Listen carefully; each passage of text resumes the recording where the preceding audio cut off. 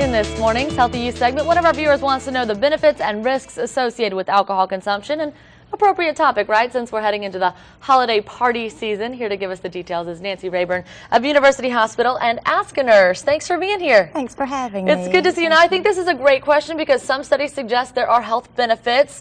Others, obviously, we know that there are risks inherently associated with drinking alcohol. What do you say about those?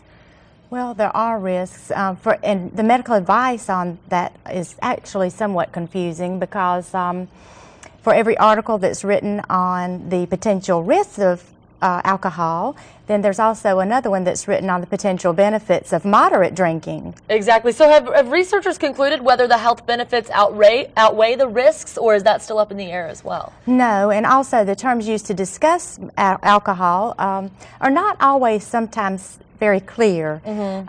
Moderation for some people is considered several drinks per day, and whereas actually it only means 1 per day for women and 2 per day for men. Okay, so according to these studies, when they say drinking in moderation, that's what they mean. 1 drink for women, 2 or less for men. Exactly. Okay, so how do we define a drink? How do we know what 1 drink is or what 2 drinks are? A drink is defined as 12 ounces of beer, 5 ounces of wine, or 1.5 ounces of 80 proof distilled spirits. Okay, wonderful. Now, as far as the benefits associated, typically the research we read, it has to do with the heart. When people say there are benefits to alcohol, it never really discusses anything else but the heart. Are there other health benefits, or? No, there are, basically there are some with the heart, if you, in moderation only. And you have to consider the risks of alcohol consumption. Alcohol can lead to, the misuse of alcohol can lead to accidents, heart disease, strokes, high blood pressure.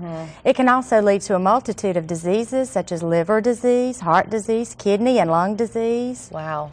Yeah, sometimes those studies, they make it sound like, you know, that glass of wine might not be such a bad idea, but obviously, as you said, in moderation. Right. Now, are there people who should not drink at all, no matter what? There are those who should not drink at all, and those would be those with uncontrolled high blood pressure, heart rhythm abnormalities, liver disease, also those with stomach ulcers and acid reflux, they shouldn't drink.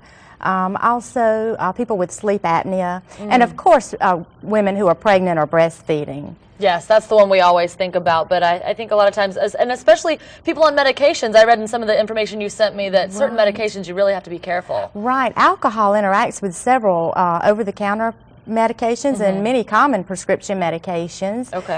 It decreases the effectiveness of beta blockers, and it can also be very dangerous if taken along with tranquilizers or antihistamines or pain relievers. And you hear sometimes older adults say, I can't party like I used to, or I can't handle my alcohol like I used to. Is that true? As people get older, they tolerate alcohol less? It is true. Older adults actually process alcohol more slowly. So the National Institute on Alcohol and Alcohol Abuse has actually defined moderation for them as 1 drink per day or less.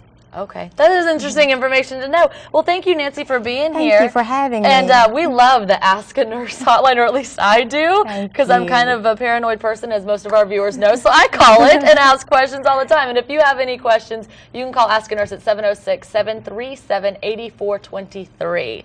Thanks for being here and for answering our question this morning. Thank you.